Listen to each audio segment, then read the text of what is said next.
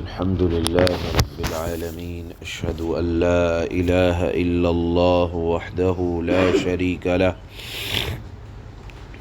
وأشهد أن سيدنا ومولانا محمدا عبده ورسوله أما بعد فأعوذ بالله من الشيطان الرجيم بسم الله الرحمن الرحيم وَإِذْ قَالَ رَبُّكَ لِلْمَلَائِكَةِ إِنِّي جَاعِلٌ فِي الْأَرْضِ خَلِيفَةً قَالُوا أَتَجْعَلُ فِيهَا مَن يُفْسِدُ فِيهَا وَيَسْفِكُ الدِّمَاءَ وَنَحْنُ نُسَبِّحُ بِحَمْدِكَ وَنُقَدِّسُ لَكَ قال إني أعلم ما لا تعلمون صدق الله مولانا العلي العظيم۔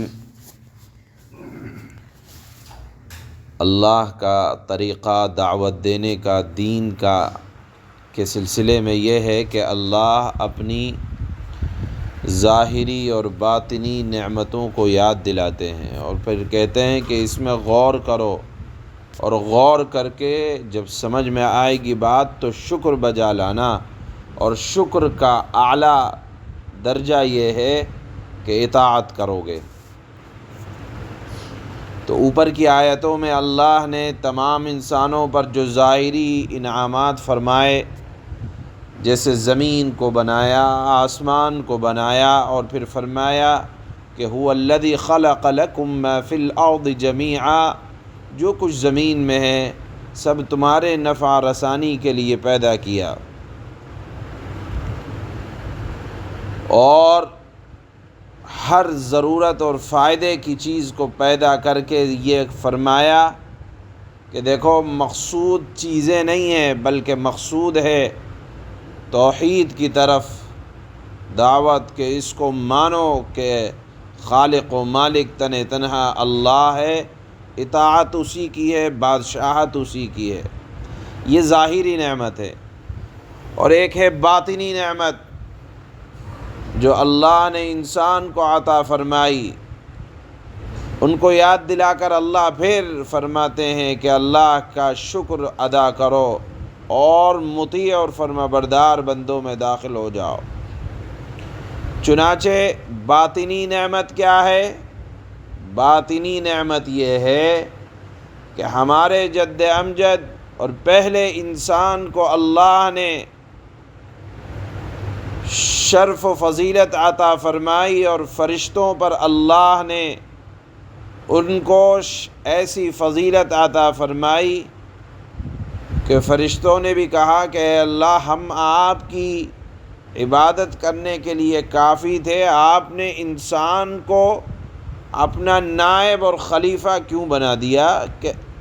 اور مقصد اعتراض کرنا نہیں تھا، مقصد تھا کہ ہمیں بھی وہ معلوم ہو جائے کہ کیا فضیلت کی وجہ ہے۔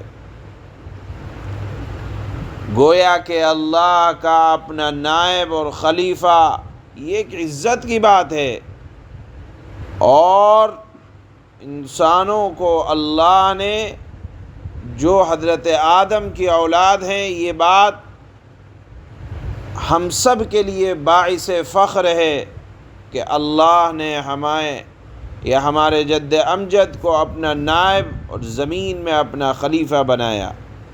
تو اللہ اس واقعے کو یاد دلا کر، یہ ایک نعمت ہے کہ اللہ نے وَلَقَدْ كَرَّمْنَا بَنِي آدم، بنی آدم کو، اولاد آدم کو اللہ نے عزت، شرافت، مرتبہ عطا فرمایا۔ کیسا مرتبہ عطا فرمایا؟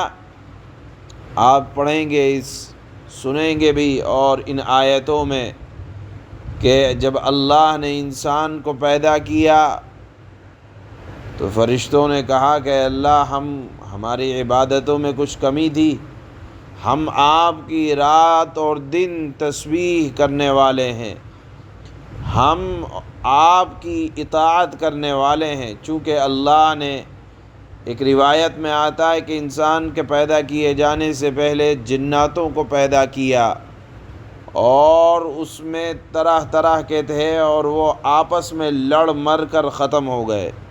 پھر انسانوں کو اللہ نے پیدا فرمایا اور فرمایا کہ یہ میرے زمین میں نائب رہیں گے، حضرت آدم علیہ السلام۔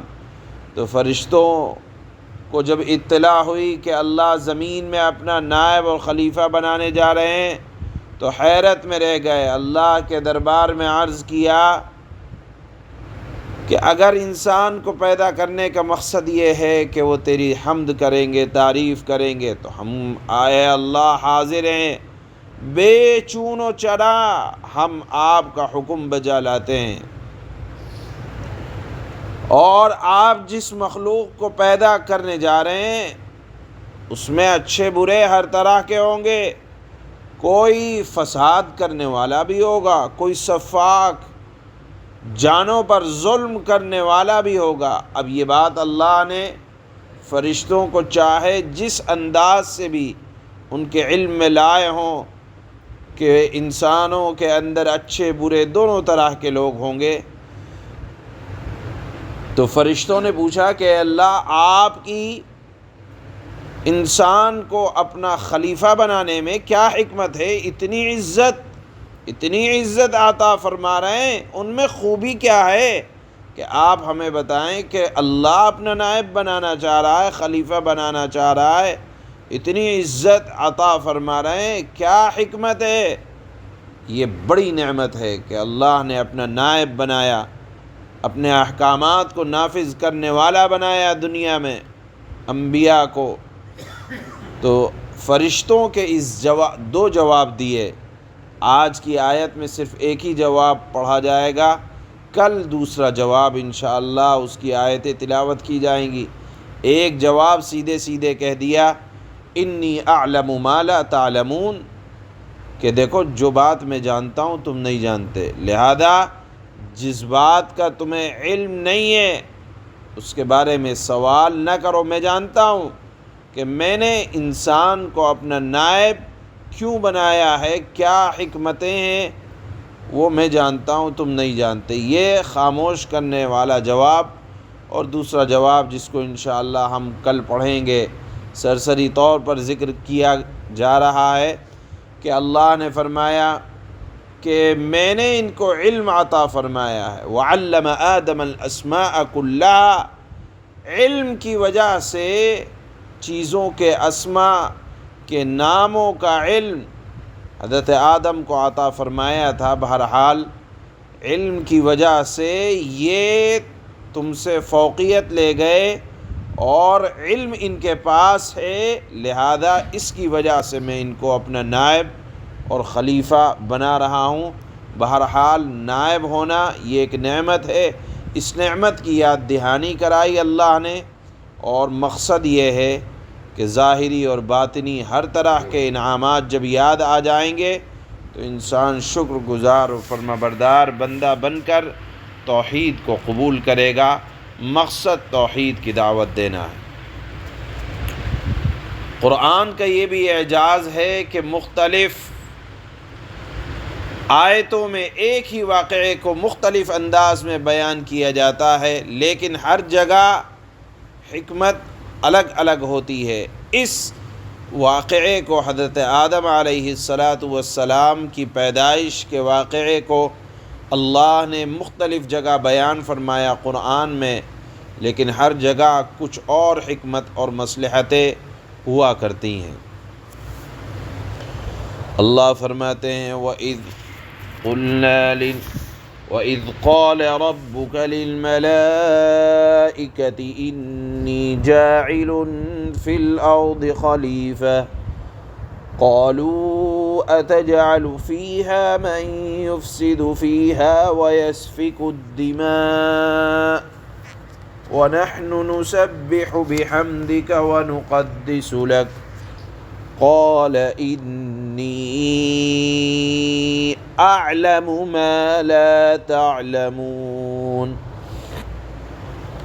اور اس وقت کا تذکرہ سنو جب تمہارے پروردگار نے فرشتوں سے کہا کہ میں یعنی اللہ زمین میں ایک خلیفہ بنانے والا ہوں۔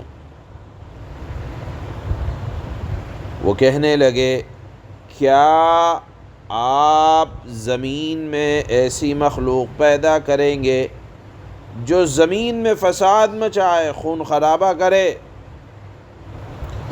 وَنَحْنُ نُسَبِّحُ بِحَمْدِكَ وَنُقَدِّسُ لَكَ قَالَ إِنِّي أَعْلَمُ مَا لَا تَعْلَمُونَ۔